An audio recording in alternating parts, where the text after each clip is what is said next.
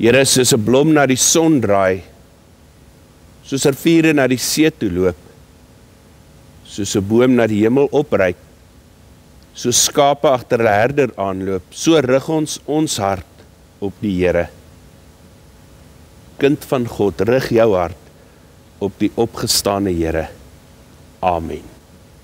Geliefdes, as ons dan sê ons rig ons harte op die Here, dan bedoel ons eintlik in moderne Afrikaans dat ons harte in lyn kry met dit wat die Here wil hê. Dat ons harte laat klop soos wat die Here se hart klop. En as ons vanoggend vir die Here sê, Here, ons wil so graag u hartklop naboots, ons wil so graag hê ons harte moet agter u hart aanklop, dan sê die woord van die Here dat ek jou moet groet met sy seën. Dat ek vanoggend vir jou moet sê genade en vrede, spesiaal vir jou van God ons Vader, die heerser oor die lewe en dood. En genade en vrede vir jou van Christus wat uit die dood opgewek is, die eersteling van die wat gesterf het. En genade en vrede van die Heilige Gees, ons Here en lewendmaker.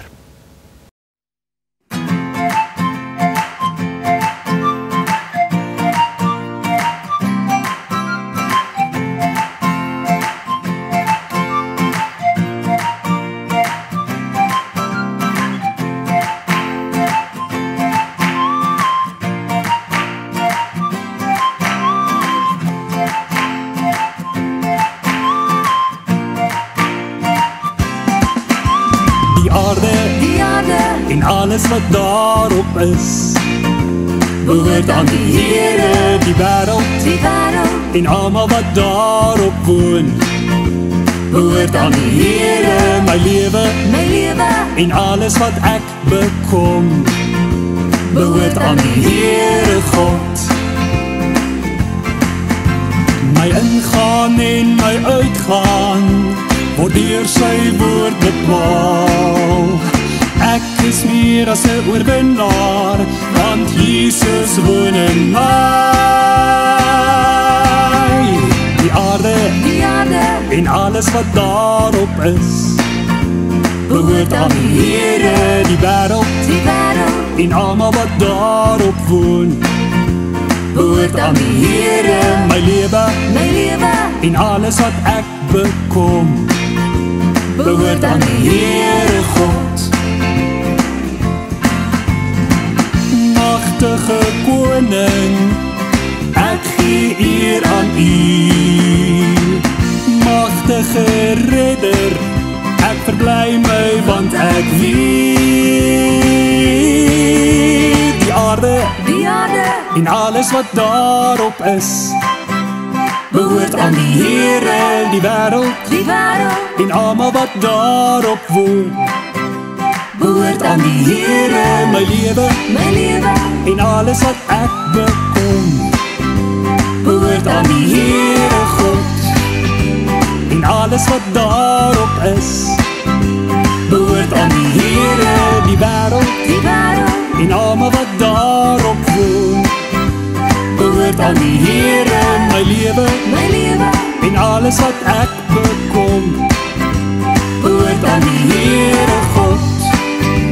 Behoort aan die Here God, behoort aan die Here God, en alles wat ek bekom, behoort aan die Here God.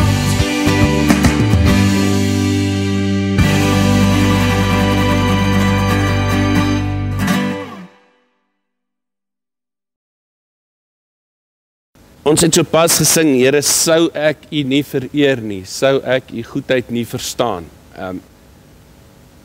Miskien is dit deel van ons probleem. Miskien is dit waaroor die groot krisis gaan. Dat ons baie keer nie verstaan wat die Here regtig vir ons doen nie. Miskien het godsdiens vir ons 'n te maklike ding geword. Dit is so half hoe dit hoort dat 'n mens maar aan 'n kerk moet behoort en dit hoort maar so dat ons so af en toe bietjie 'n draai daar maak en daarom die kinders doop en dan as ons trou moet dit daarom ook gebeur en in graad 11 dan kom die kinders vinnig 'n draai by die kerk maak want ons moet daarom belydenis van geloof af lê en dan oordoen ons dit ook nou nie te veel nie. Want iewers verstaan ons nie wat God van ons vra nie. En ek dink die doel van kerk toe gaan is om te sê, Here, maar wat sê U? En broers en susters, ons kan maar eerlik wees, die gemiddelde Christen het nie dodelik baie van 'n saak met wat God vra nie. Die gemiddelde Christen in hierdie wêreld, en as ons na die koerante kyk, lyk my selfs 'n paar teoloë, het erge persoonlike standpunte en hulle het gewoonlik gaan hierdie ding oor wat mense graag wil hê. En dan verloor ons die feit dat God eintlik aan die woord moet kom. Dan mis ons die feit dat God eintlik hier vir ons kom sê, maar hoor hierso, dis wat ek wil hê.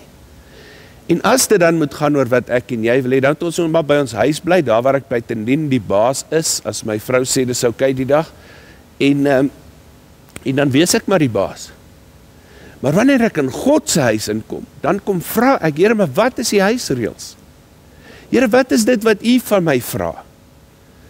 En dan dink ek, het ons iewers mis ons wat kerk wees behoort te wees. Miskien is dit tyd dat ons as Christene weer teruggaan na die woord van die Here toe. Handelinge is sekerlik die lekkerste, maklikste plek om te gaan kyk wat sê die woord van die Here oor kerk wees. Want elkeen het hierdie idees oor hoe kerk wees moet lyk. Maar ons vra nie vir die Here hoe dit moet lyk nie. En miskien het dit tyd geword dat ons weer gaan stil word en sê, Here, kom praat asseblief. Here, kom U weer aan die woord. Want ons is so slim. Ons het so baie opinies. Maar Here, U gee vir ons 'n woord met U woord in. Here, kom U bietjie aan die woord. En dis wat vir ons vanoggend hier by mekaar is om te sê, Here, kom praat met ons asseblief. Hoekom sal ons dit anders doen? Ek ken myself goed genoeg om te weet, jy is nie hier om te hoor hoe oulik ek preek nie. As jy nie hier is om te hoor wat sê die Here nie. Hoekom sê jy vroeg opgestaan het? En daarom is my gebed volgende dat die Here met ons sal kom praat. Sodat ek en jy sal kan hoor wat God wil sê. Want dis kerk wees. Ten spyte van al die ander opinies. As Jesus op aarde is, dan praat hy en dan vertel hy. En dan het mense 'n keuse om te kom luister of nie te kom luister nie. Die probleem met hierdie keuse is, dit raak ook gered word of nie gered word nie.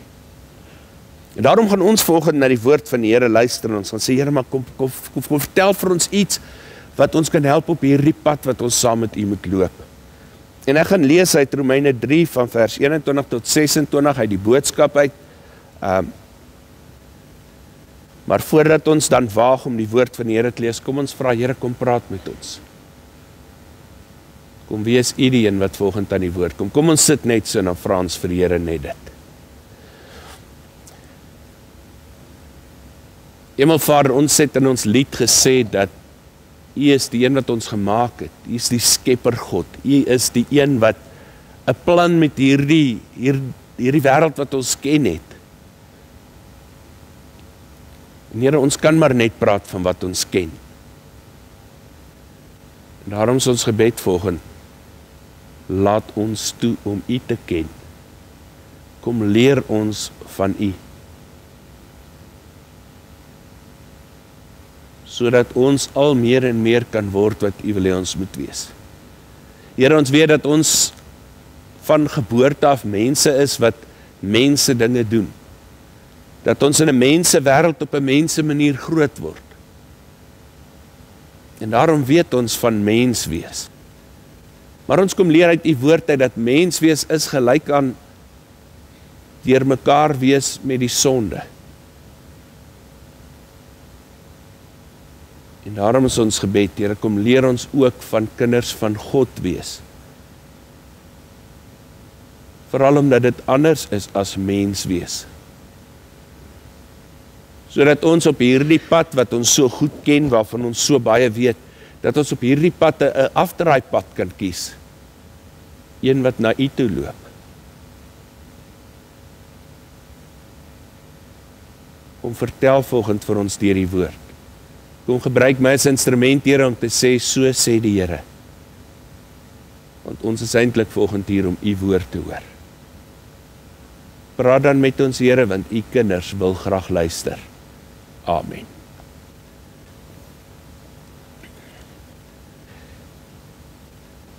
Ons het al so 'n bietjie uit Romeine uit gewerk, sommer nou onlangs, kom ons sê maar weer vir mekaar, Romeine, is hierdie boodskap wat Paulus aan die gemeente in Rome skryf, en nou, Rome was hierdie groot wêreldstad, is hierdie stad waarin die regering van die destydse Romeinse ryk was, en eintlik is, weet hierdie ouens alles, hulle is eintlik baie soos die moderne mens, ons weet alles, niemand kan ons niks vertel nie, hulle ken al die gode, daar is nie een van die gode en afgode wat hulle nie daar so weet het en goed ken nie, en dan skryf Paulus aan hierdie mense in Rome, en dan sê hy, my ouens, julle moet een ding baie mooi verstaan, wanneer jy in Christus glo, is jou skuld ten volle betaal. Goed, kom ons luister na wat daar staan in Romeine 3 van vers 21 af. Die opskrif hier is, God spreek mense vry wat glo. Ek het nou baie goeie nuus vir julle.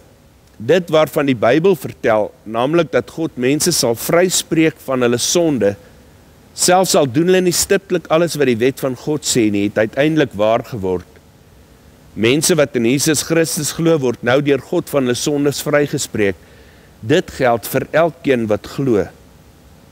Ons almal is sondaars, nie een van ons leef tot God se eer nie. Ten spyte daarvan het hy besluit om ons vry te spreek. Daarom het hy Jesus Christus gestuur om ons te kom verlos. God doen dit omdat hy baie vir ons omgee, nie omdat ons so goed leef nie. God het Jesus soos 'n offerlam laat slag vir al ons sondes. As ons in hom glo, tel ons verkeerde dade glad nie meer nie. God was 'n lang tyd geduldig met ons oor al ons sondes. Hy het ons nie links en regs daarvoor gestraf nie, maar omdat God regverdig is en dit die een of ander tyd moet straf, het hy besluit om ons sonde op Jesus Christus te laat neerkom. Daarom kan hy nou elkeen vryspreek wat in Christus glo. Ek het nou vir julle baie goeie nuus, so skryf Paulus aan die gemeente in Rome.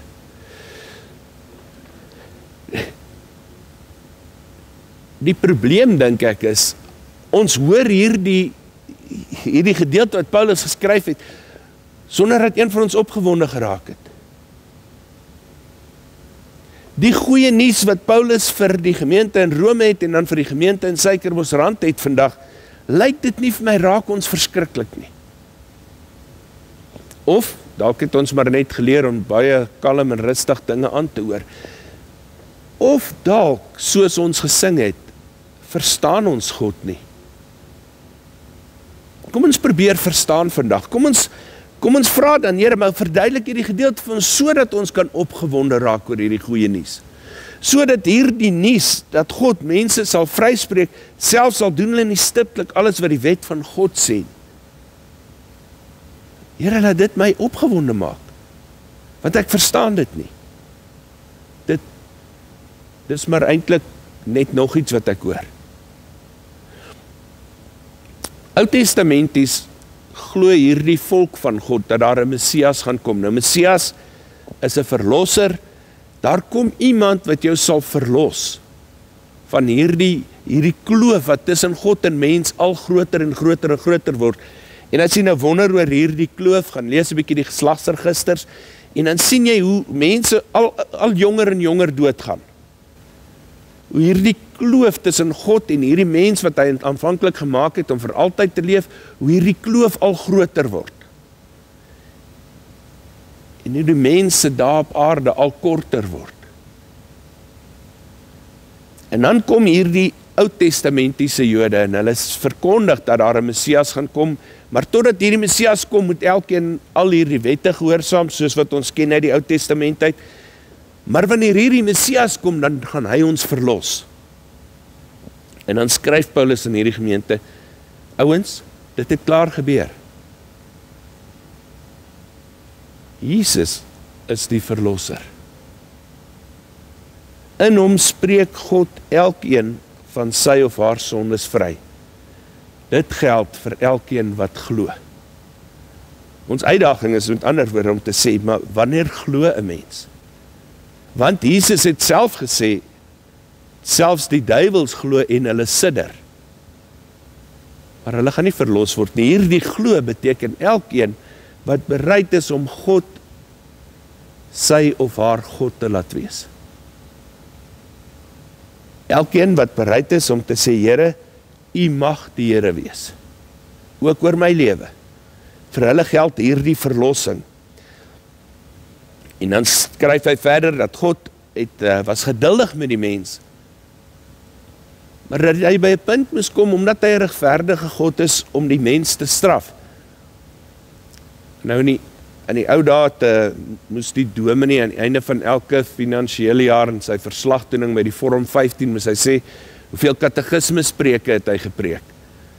Want die voorskrif was op 'n tyd gewees in die NG Kerk dat ons so 12 katekismespreke moes gepreek het in 'n jaar. En nou hierdie een kan ons nou vandag gemerk het as een van hulle.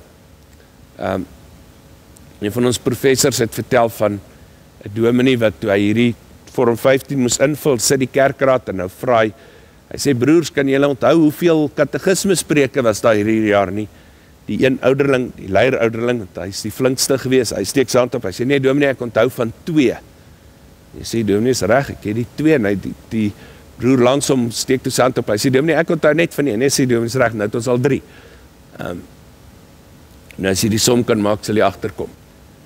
So hier is dan nou een vanoggend, die Heidelbergse Katekismus leer ons ook, dat ons volkome verlos word deur Jesus Christus, wat volkome mens en volkome God was. Maar Here, wat maak dit aan ons? Wat beteken dit? Broers en susters, die heel beste nuus wat ek vir jou kan gee is, Jesus maak ons vry van sonde. En dit is genade. Daar's geen groter genade nie as dat God kom en vir jou sê, ek vat jou skuld heeltemal weg. Veral as hierdie skuld nie R10 of R20 is, of R1 miljoen is nie. Maar as hierdie skuld jou lewe is. En God kom sê, ek is bereid om hierdie skuld af te skryf. Nee, dis nie waar nie, ek praat verkeerd. God het hierdie skuld nooit afgeskryf nie, want dan sou hy nie so regverdig wees as wat hy sê hy is nie. God het hierdie skuld laat betaal deur Jesus Christus. Dit wat aan die kruis gebeur het, moes nooit met Jesus gebeur het nie. Hy het dit nie verdien nie. Maar ek mens kan God se kwaad wees oor sonde nooit verdra nie. Dit sal ons vernietig as God sy woede oor sonde oor ons moet uitstort.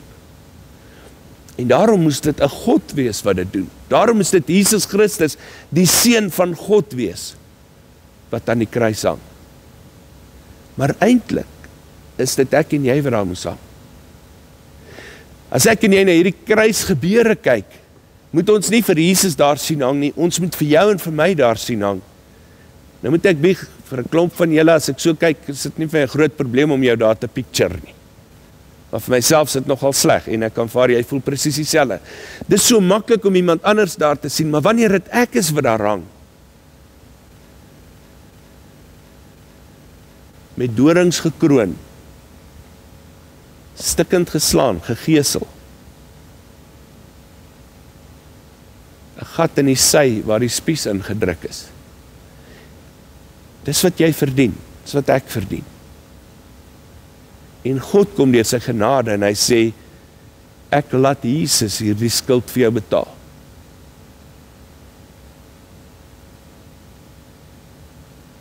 Is dit nie goeie nuus nie? Is dit nie die moeite werd om voor te sê, dankie Here nie? Want jy sien, dis die volgende punt waarby ons gaan uitkom is, nou wat nou? As ek dan nou gered word deur dit wat Jesus gedoen het, wat staan my te doen? Nou moet ek en jy dankbaar leef, omdat God dit vir jou en my gedoen het. Dis al wat ons lewe behoort wees, is dankbaarheid teenoor God. Nou wil ek weer 'n aanhaling wat ek so 4-5 weke teruggemaak het, wil ek weer maak. En sê, dis so maklik soos wat dit is. En dis baie moeilik. Ek en jy moet doodgewoon met ons lewe sê, dankie Here. En elke ding wat ek en jy doen, wat nie die stempel van dankie Here op het nie, is 'n teruggooi van dit wat God gedoen het in sy gesig. Maar God wil volgens vir jou en vir my sê, deur genade is jy vergewe, as jy glo. Nie soos die duiwels nie, nie soos iemand wat al die kennis het nie, soos iemand wat sy of haar geloof uitleef. Friedrich Buchner gee 'n mooi beskrywing van hierdie genade. Hy sê, genade is iets wat jy nooit kan vind nie. Dit kan net aan jou gegee word. Jy kan nie genade bestel nie. Jy kan nie op genade aandring nie. Hy sê, jy kan dit nie gaan soek soos 'n skat en dit kry nie. Iemand moet dit aan jou gee. Iemand moet jou genadig wees. Hy sê, die genade van God beteken iets soos, hier is jou lewe. Jy sou dalk nooit bestaan het nie, maar jy bestaan, omdat die partytjie nie volledig sou gewees het sonder jou nie. Hier is die wêreld. Wonderlike en aaklige dinge sal gebeur. Maar moenie bang wees nie, ek is by jou. Niks kan ons ooit van mekaar skei nie. Dit is vir jou. Ek het die heelal geskep, ek het jou lief. Daar's net een vangplek, soos enige ander geskenk, kan die geskenk van genade net joune word, as jy jou hand uitsteek en dit neem. Miskien is die vermoë om jou hand uit te steek en dit te neem, ook 'n geskenk. Broers en susters, God se genade is bedoel vir jou en vir my. Maar het ek en jy dit al gevat?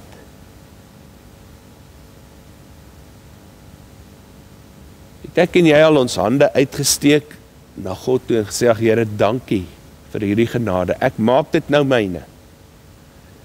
En ek gaan leef nou daarmee.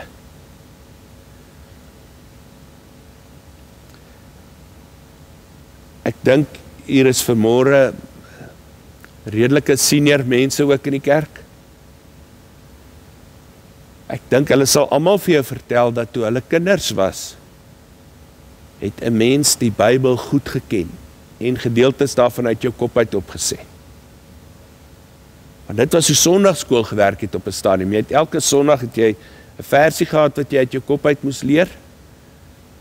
En dit was eintlik die belangrikste gewees. As jy hom kon opsê, dan was jy nou so half reg gewees. En toe slim ouens kom sê, nee, mens leer nie eintlik kinders so nie, jy leer papegaaie so. Ek dink die slim ouens was dalk nie heeltemal reg gewees nie. Want ons ken nie meer die woord van God nie. Ek wonder hoeveel Christene weet hoe om te gaan soek in God se woord vir antwoorde op hulle vrae.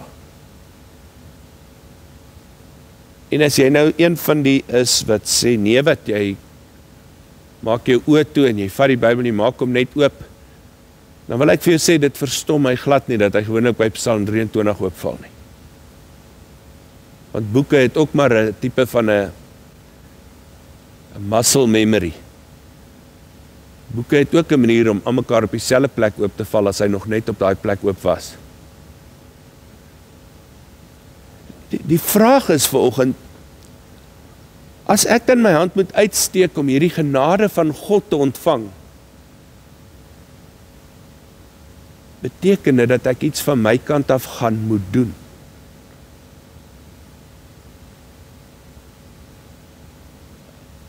En jy moet baie mooi verstaan, dit het niks met verdienste uit te waai nie, om die waarheid te sê, die woord van God sê dit, daarom het hy Jesus Christus gestuur om ons te kom verlos. God doen dit omdat hy baie vir ons omgee, nie omdat ons so goed leef nie. Hierdie stuk probeer dit op meer as een keer baie duidelik maak, dat ons vrygespreek is op grond van God se genade en ons geloof. Om die waarheid sê, hy begin sommer daarmee deur te sê, God sal mense vryspreek van 'n sonde, selfs al doen hulle nie stiptelik alles wat die wet van God sê nie.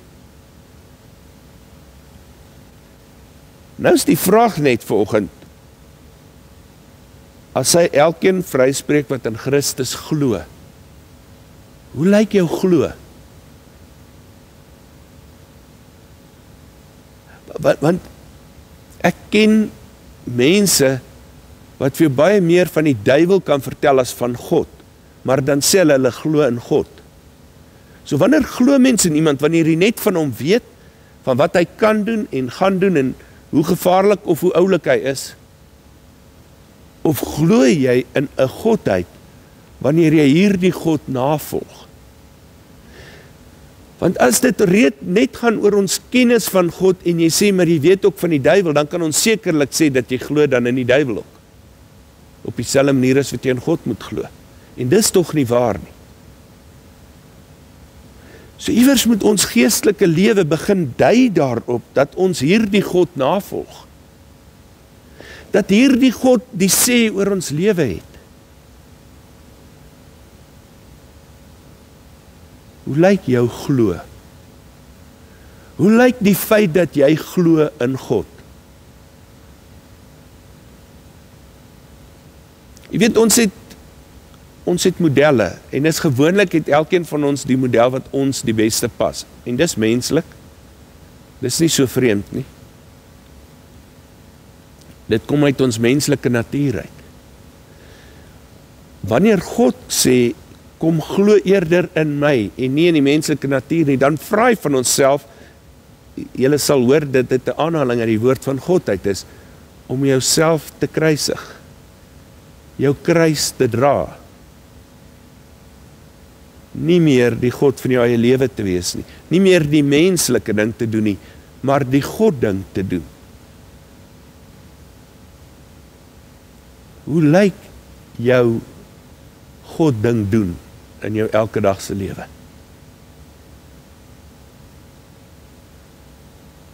Dis waaroor dit gaan. Dit gaan oor niks anders nie. Want wat sou jy glo as hierdie God nie vir jou mag sê hoe jy moet lewe nie? Wat glo jy dan?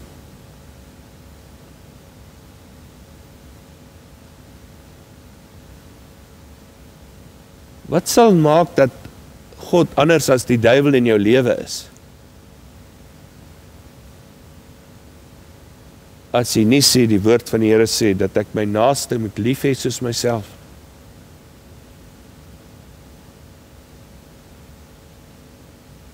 As jy nie na ander mense kyk en sê, weet jy wat, hier is wat ek vir myself wil hê. Ek wens dit vir vandag vir jou toe.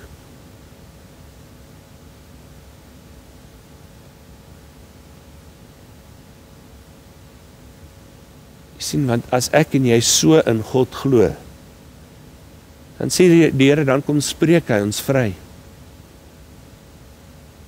Dan weet hy dat ek en jy nog 'n klomp aaklig in ons lewe het, en dat hierdie wêreld op grond van die mens se keuse 'n klomp aaklige dinge sien elke dag. Maar dan sê die Here, moet dan nie meer bang wees daarvoor nie, want nou is ek saam met jou. Ek sal sorg.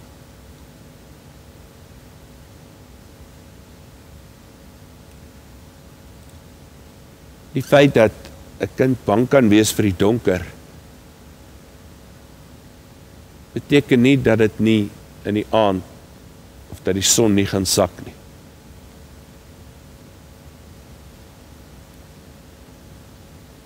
Maar wanneer 'n kind wat bang is vir die donker, in die aand met die lig aanslaap, kan hy of sy okay wees. Want môreoggend gaan die son opkom. En miskien is dit wat God vir ons wil wees. Dit gaan donker wees in jou lewe, dit gaan donker word, maar die lig met hoofletters sal by jou wees. Want die son sal wel weer skyn. Dit het God bepaal. En En enigiemand wat weet van hierdie kinders en die bang van die donker, bang vir die donker, weet dat wanneer pa of ma jou vashou, is dit asof die verskrikking van die nag nie meer so erg is nie.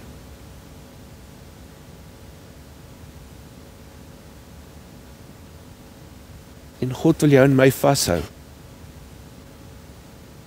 sodat ons oukei kan wees totdat dit dag word.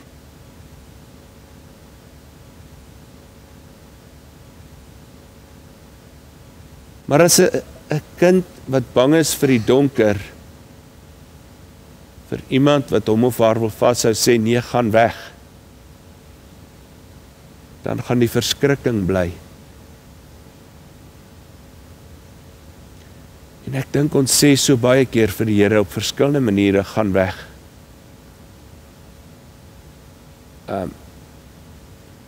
As die maas my kan help, dan is dit by die terrible twos, waar hulle sê nee, ek sal self.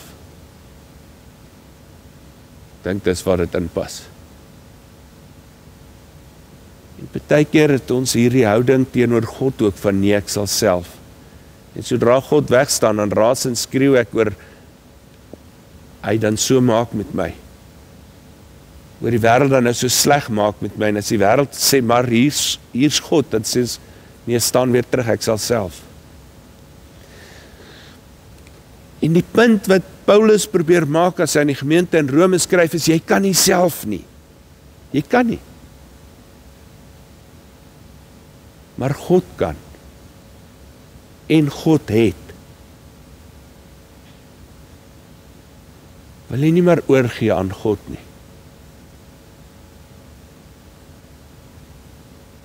Want sê die Here, daarin lê jou redding. In jou oorgawe aan God. In jou geloof in Jesus Christus. In hierdie verhouding wat jy met hom het. Daarin lê die antwoord. My broer, my suster, het jy 'n verhouding met die Here? Antwoord jouself vanoggend eerlik daaroor. Leef jy in 'n verhouding met God? En 'n verhouding is nie 'n plek waar ek sê wat hy moet doen en hy spring op aandag en hy doen dit gou nie. Dis slawerny. 'n Verhouding is daar waar ek hom hoor en daar waar ek met hom gesels. En daar waar, omdat ons twee in 'n verhouding met mekaar staan en mekaar kan vertrou, ek dan gaan doen wat die beste is. Leef jy in 'n verhouding met God?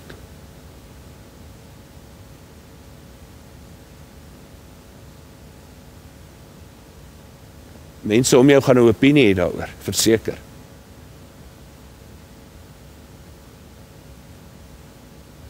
Op die einde weet jy en God wat die waarheid is.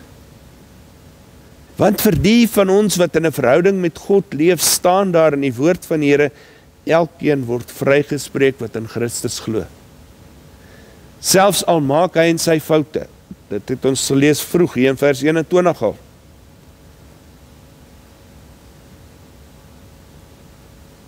Maar in die aard van die saak maak Christene foute op bepaalde maniere.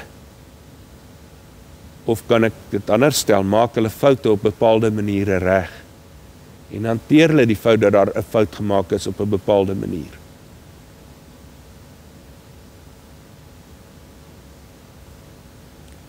Glo jy in Jesus Christus? Glo jy genoeg in hom om in 'n verhouding met hom te staan? Glo jy genoeg in hom om te weet dat sy genade is vir jou genoeg? Dit was ook mos wat die Here vir Paulus gesê het. My genade is vir jou genoeg. My broer, my suster, leef jy onder hierdie genade? Maak jy hierdie genade jou eie en kan hierdie wêreld sien, dat jy verstaan dat jy dalk nooit sou gewees het nie, maar vir God sou hierdie partytjie nie volledig gewees het sonder jou nie. God wou jou hier gehad het. En sê jy met jou lewe, dankie Here, dat U my hier wou gehad het. En dat ten spyte van die goed wat gebeur wat nie lekker is in die wêreld nie, is U by my. Dankie Here dat niks ons van mekaar kan skei nie. Dat niks kan maak, niks. En in die oorspronklike Grieks en Hebreëus beteken dit nog steeds niks. Niks kan jou van God af wegvat as jy nie self omdraai en loop nie. Niks.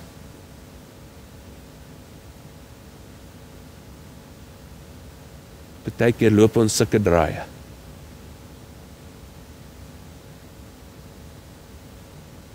God sê hy het jou lief. Maar daar is 'n vangplek. Jy moet jou hande uitsteek en hierdie geskenk van genade moet jy vat. Broers en susters, hierdie hande uitsteek beteken dat ek en jy moet lewe. Die mensding kom van self. Die God-ding moet ek en jy gaan soek. En die keuse is joune. En jy mag kies. Maar God wil deur Paulus vanoggend vir jou sê, kies vir my. Want ek spreek mense vry. Nie uit verdienste nie, maar alleen uit genade. Mag God se genade jou lewe kenmerk. Mag God se genade jou lewe so vol maak. En nie jou spreekwoord wat sê 'n koppie oorvol soet water kan nie 'n druppel bitter water stort nie, al word dit hoe hard gestamp. Mag God se genade jou lewe so vol maak dat dit wat oorloop genade sal wees.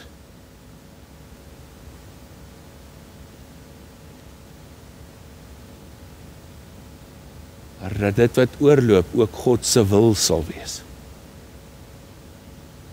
Omdat ons in hom glo. Mag God se genade deel van jou lewe wees. Want dit is reeds vir jou aangebied. God gee dit. Mag jy die krag hê om jou hand uit te steek om dit te vat. Amen.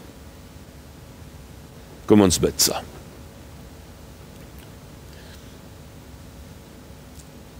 Dankie Here dat ek mag weet, dat al sou ek op maandag geëet het van die verbode vrug, soos Adam en Eva, op Dinsdag my broer doodgemaak het soos Kain, Woensdag my eie pa bedrieg het soos Jakob, Donderdag 'n ander man se vrou afgeneem het soos Dawid,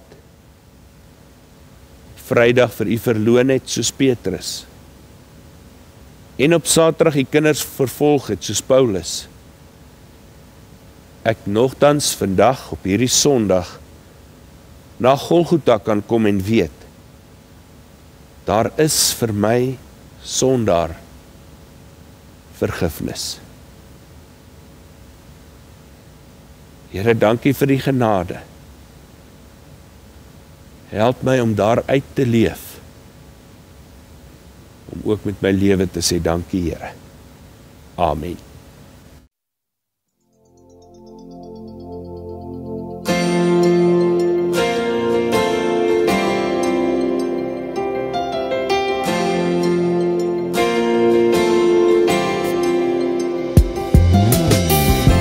Heilig is die Heer, die grootheid reflekteer, deur die heelal in glansryk en majesteit, die hele aarde juig. Sing 'n nuwe lied, die hele skepping saam, tot eer van sy naam. U is onbeskryflik groot, U U is ongetwijfeld alles en nog meer. Niks kan met U vergelyk, in harmonie roep alles uit. Ongetwijfeld, onbegrijpelijk, ja, U is onbeschrijfelijk groen. Onbeschrijfelijk groen. Onbeschrijfelijk groen. Onbeschrijfelijk groen. Laat U koninkrijk kom. Laat U wil geskied. Aan U alleen behoort die krag en die heerlijkheid tot in ewigheid. Sing een nieuwe lied, julle skepping saam, tot eer van sy naam. U is onbeschrijfelijk groot. U is ongetwijfeld alles en nog meer. Niks kan met U vergelyk, in harmonie roep alles uit. Ongetwijfeld, onbegrijpelijk, ja, U is onbeschrijfelijk groen. Onbeschrijfelijk groen.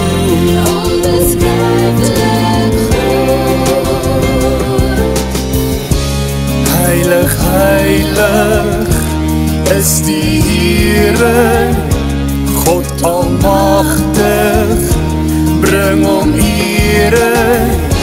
Heilig, heilig is die Heere, God almachtig, bring hom ere saam. U is onbeschrijfelijk groot. U is ongetwijfeld alles en nog meer. Niks kan met U vergelyk, in harmonie roep alles uit. Ongetwijfeld, onbegrijpelijk, ja, U is onbeschrijfelijk groot. U is ongetwijfeld alles en nog meer. Niks kan met U vergelyk, in harmonie roep alles uit. Ongetwijfeld, onbegrijpelijk, ja, U is onbeschrijfelijk groen. Onbeschrijfelijk groen. Onbeschrijfelijk groen. Onbeschrijfelijk groen. Onbeschrijfelijk groen. Onbeschrijfelijk groen.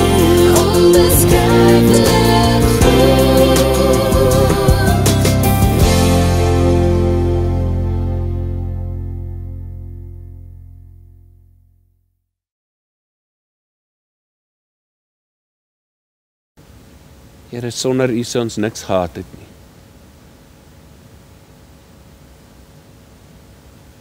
U is die gewer van die lewe.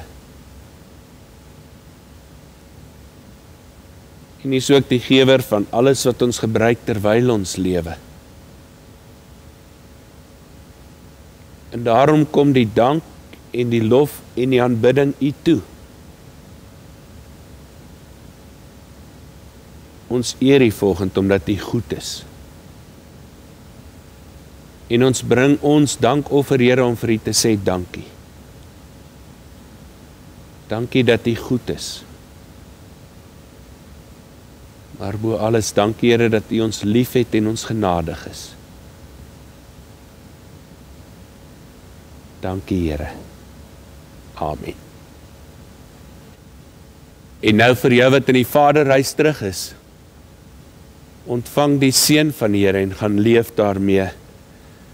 Kind van God, mag die Here jou seën met ongemak oor maklike antwoorde, halwe waarhede en oppervlakkige verhoudings, sodat jy uit die diepte van jou hart kan leef. Mag die Here jou seën met woede oor onreg, onderdrukking en die uitbuiting van mense, sodat jy kan werk vir geregtigheid, vryheid en vrede. Mag die Here jou seën met trane om te stort vir mense wat pyn, verwerping, honger en oorlog ervaar, sodat jy 'n hand kan uitreik en hulle pyn in blydskap kan verander. En mag God jou seën met genoeg van wat die mense noem dwaasheid, om te glo dat jy 'n verskil kan maak in hierdie wêreld, sodat jy dinge sal kan doen wat ander mense dink nie gedoen kan word nie. Amen.